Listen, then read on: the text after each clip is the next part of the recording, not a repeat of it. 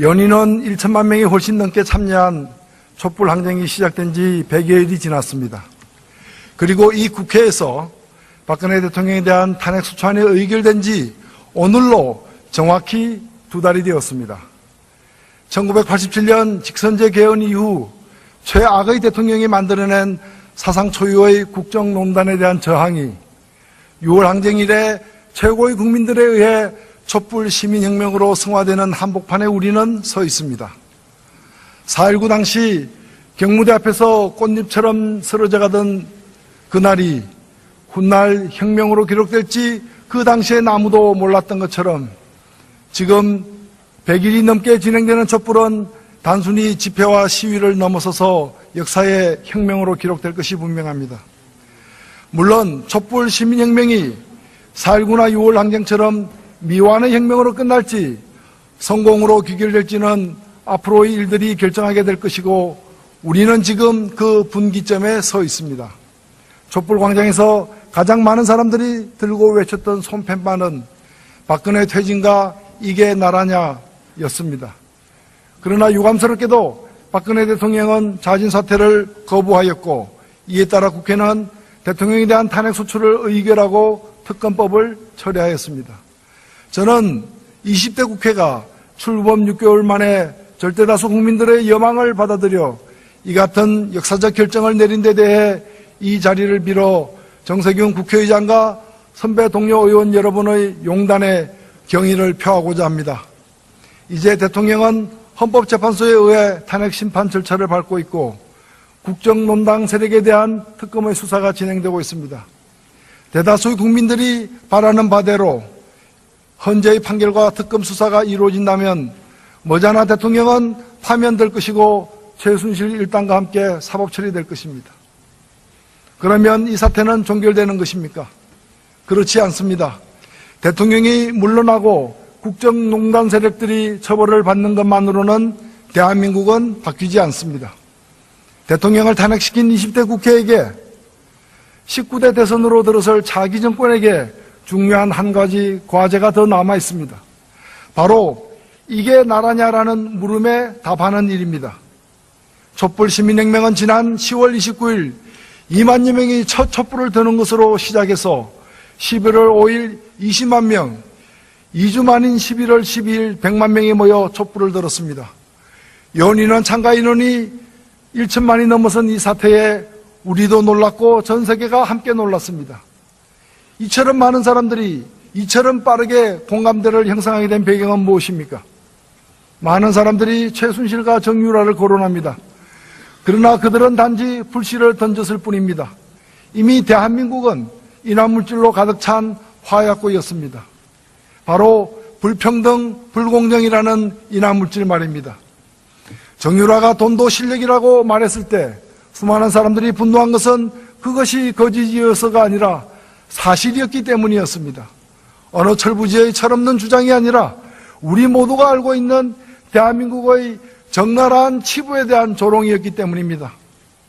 지난 1월 스위스 다보스 포럼에서 세계 소득 불평등 실태를 고발하는 99%를 위한 경제보고서를 발표해 주목을 받은 바 있는 위니 비아니마 옥스팜 총재는 한국의 촛불 시위는 불평등에 대한 대중의 분노가 표출된 경제사건이라 규정하였습니다. 능력이 없으면 부모나 원망해야 하는 대한민국, 돈이 실력인 대한민국은 우리만 아는 비밀은 아니었습니다. 경제 불평등과 양극화는 현재 지구촌의 공통적인 고민거리입니다. 다보스 포럼이 최근 발표한 세계위험 보고서는 경제 불평등, 세계 양극화, 환경위험 증대를 향후 10년 지구촌을 위협하는 3대 위험 요소로 규정하였습니다. 그러나 우리나라의 경우 경제 불평등과 사회 양극화는 미래의 위험이 아니라 1997년 외환위기 이후 20년째 지속되고 더욱 빠르게 악화되고 있는 현재 진행형의 위험입니다. 지난해 국회 입법조사처가 국제통화기금 등의 자료를 분석한 결과 우리나라 상위 10%의 소득 집중도는 세계에서 가장 빠른 속도로 늘어 1995년 29.2%에서 2012년 44.9%로 미국 다음으로 높은 수준이 되었습니다. 이 20년 동안 비정규직 수, 노인 빈곤율, 노인 자살률, 심지어 노인 범죄율에 이르기까지 각종 양극화 수치가 악화되어 온 것은 잘 알려진 사실입니다.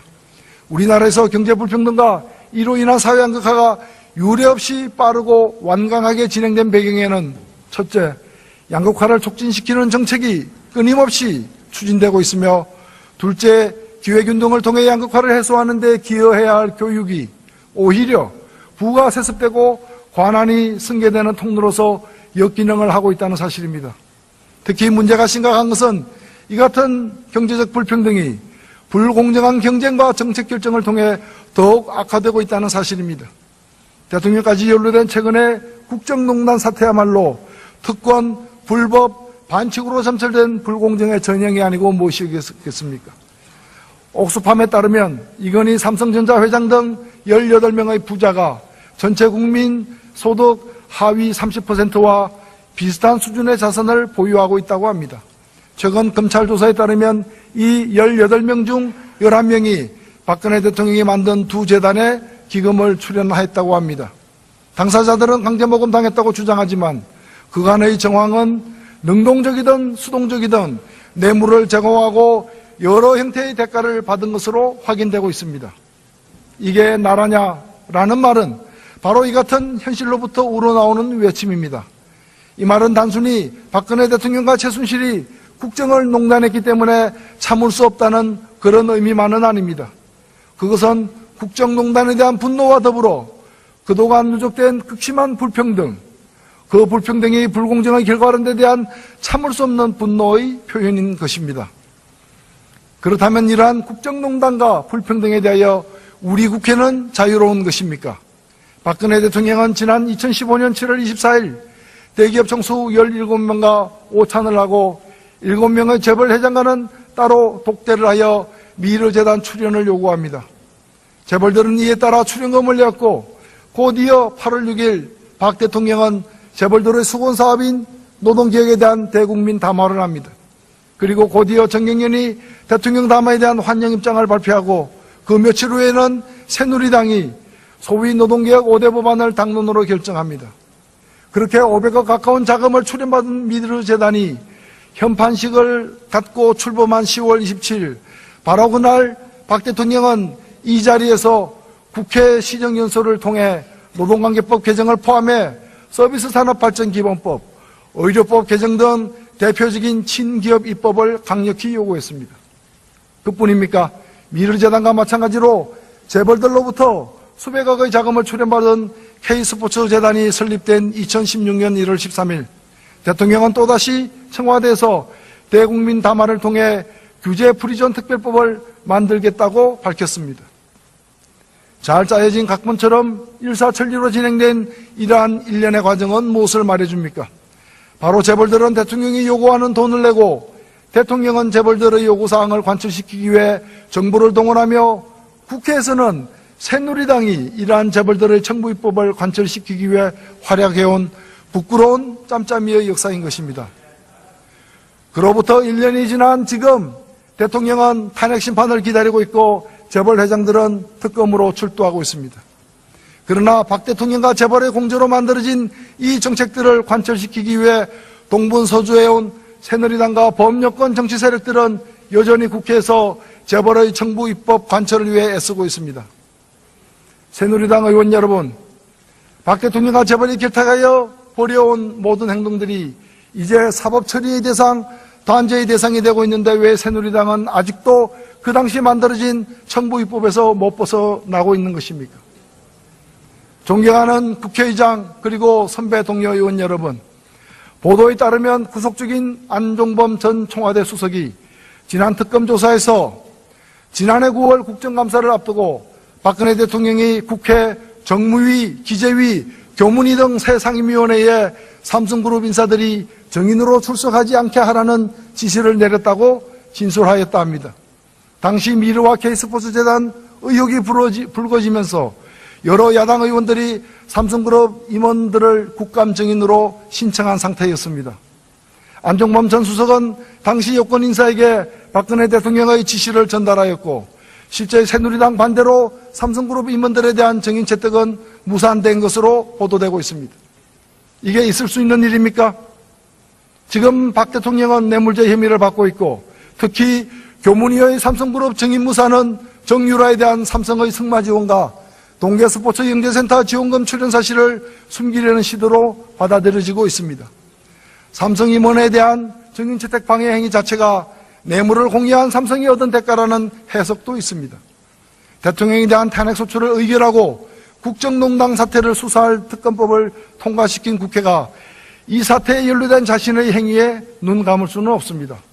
국회의장과 각 당 원내대표들께 2월 임시국회에서 가칭 국회 관련 박근혜 최순실 국정농단 사건 진상조사 특위를 구성하여 즉각 진상조사에 나갈 것을 제안하는 바입니다. 존경하는 선배 동료 의원 여러분, 박근혜 대통령 탄핵으로 문제가 모두 해결되는 것도 아니며 정치권 모두가 그간의 국정농단 사태에서 책임이 면제되는 것도 아닙니다. 무엇보다도 이 사태의 근본 배경이 된 불공정하고 불평등한 대한민국을 정상화시키기 위한 새로운 인식과 새로운 실천이 요구되고 있지 않습니까? 그런 점에서 저는 이 불평등을 타파하기 위해 몇 가지 제안을 드리고자 합니다. 먼저 비정규직과 정규직의 차별을 없앨 의지를 정권 차원에서 보여야 합니다. 일본의 아베 총리는 올해 1월 8일 1900명의 일본 경제계 대표들을 앞에 두고 정규직과 비정규직의 불합리한 차별을 용납하지 않겠다고 하면서 비정규직의 임금을 정규직의 80% 수준으로 올리겠다며 강한 의지를 보였습니다. 아베 총리마저도 이런 얘기를 하는데 우리 정부는 시운해고나 성과연보제 등을 밀어붙이고 있으니 비정규직의 처우 개선이 될 리가 없습니다. 그런 점에서 며칠 전 바른정당 주호영 원내대표가 비정규직의 임금을 정규직의 80% 수준으로 올리자는 제안을 적극 환영합니다. 여야가 힘을 합하여 처리합시다. 쌀값 폭락과 농산물 수입, AI 피해 등으로 고통받고 있는 농민들도 대한민국 국민들입니다. 연간 500만 원 미만의 농업 판매 수입을 가진 농가가 전체 농가의 절반에 이르고 있습니다. 농업 보호 확대와 농가 소득 보전을 위해 식량자금률 법제와 기초농산물 국가 수매제 도입 등 농정개혁 과제들을 적극 추진해야 합니다. 마지막으로 대기업과 고소득층부터 증세를 시작해야 합니다. 대기업의 법인세율을 이명박 정부 이전인 25%로 늘리고 소득세 역시 최고세율을 45%로 인상하는 등 전반적인 증세를 단행할 것을 제안합니다. 더불어 세대를 건넸던 손자, 손녀 상속과 증여가 유행하고 있는 만큼 이런 경우에는 현행 30%의 활증가세를 50%로 올려 금수저의 손자, 손녀 대물림에 정당한 과세를 해야 합니다. 이제 2월 국회에서 처리해야 될 과제를 말씀드리고자 합니다. 이미 이 자리에 서셨던 각 정당 대표들께서 주요 내용을 말씀하셨기 때문에 간략히 2월 국회 임무에 대해 말씀드리겠습니다. 이번 2월 국회는 사실상 박근혜 정권에서 열리는 마지막 국회이기 때문에 저는 더욱더 개혁입법을 관철시켜 국민에게 보답해야 한다고 생각합니다. 첫째로 정치개혁의 상징인 선거연령 18세 하향, 결선투표제 도입을 위한 공직선거법 개정을 추진합시다. 현재 만 18세면 공무원으로 취업할 수도 있고 군대도 갈 수 있으며 소득이 있으면 세금도 내야 합니다. 그런데 그런 18세 청년이 도대체 무슨 죄가 있길래 유독 투표권만은 못 주겠다는 말입니까? 지난해 4월 13일 총선에서 대학교 1학년 학생 중 80%가 만 19세 이상만 투표권을 주는 현행 법률 때문에 투표권을 행사하지 못한 사실을 알고 계십니까?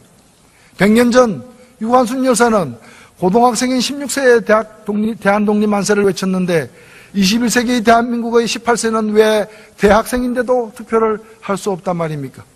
영국, 오스트리아, 노르웨이는 이미 만 16세부터 선거권을 주는 방안을 논의하고 있습니다. 18세 참정권 보장과 결선 투표제 도입은 더 이상 미룰 수가 없습니다. 2월 국회가 합의하여 꼭 처리해야 합니다. 둘째로 재벌개혁입니다. 이미 한국 사회를 좌지우지하며 정경유착을 일삼아온 재벌은 효과적으로 통제되지 않으면 안 될 괴물이 되어 있습니다. 2월 국회에는 자중대표 소송제, 전자투표제, 공정위의 전속고발권 폐지 등의 법안이 제출되어 있습니다. 모두 필요한 법률들입니다. 그러나 그것에 본질적으로 중요한 한 가지 입법 과제가 있습니다. 바로 재벌 총수들이 편법적 세습을 저지하고 총수들의 지배력 집중을 해체하는 것입니다. 한 가지 사례를 들어보겠습니다. 박근혜 게이트 또 다른 몸통 중의 하나인 이재용 삼성전자 부회장의 재산은 현재 10조 원에 육박하고 있습니다. 이렇게 재산을 막대하게 부풀리기 위해, 아니 사실상 세습받기 위해 그가 낸 세금이 얼마입니까? 1996년 이건희 회장으로부터 물려받은 61억 원에 대한 증여세 16억이 전부입니다. 똑같이 부친으로부터 3천억 원의 주식을 물려받은 중견기업 오뚜기 함영준 회장은 상속세로만 1,500억을 냈습니다. 이런 말도 안 되는 현실은 이 땅의 경제의 정의라는 단어마저 완전히 사라질 위기에 처해 있음을 보여줍니다. 당시 이재용의 에버랜드 전화사채 매입으로 시작된 삼성그룹의 승계 작업은 2015년 대통령의 지시를 받은 국민연금이 삼성물산과 제일모직의 어처구니 없는 합병에 동의해 줌으로써 그 끝을 보여주었습니다. 이제 그것으로 모자라 삼성은 소위 인적 분할과 자사주의 마법이라는 일반 국민들은 듣도 못한 희귀한 방법으로 수백조 원대의 그룹을 통째로 세습하는 마지막 단계를 지나려고 하고 있습니다. 이미 다수의 다른 재벌들은 이런 방법을 통해 세습 지배구조 확립을 이뤄낸 상태입니다.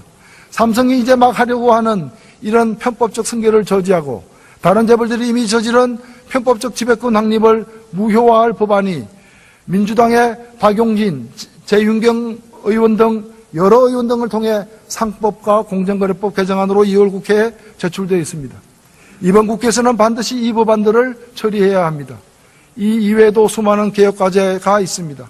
한일 위안부 협상 무효화, 국정교과서 금지법, 세월호 특조의 재구성, 사드 국회 특위 설치, 복합 쇼핑몰과 대형마트로 인해 생존권 위기에 몰린 자영업자들을 보호하기 위한 유통산업발전법 개정 등이 그것입니다. 이 과제를 성실히 수행하려는 것이야말로 박근혜 정권 마지막 국회에 임하는 우리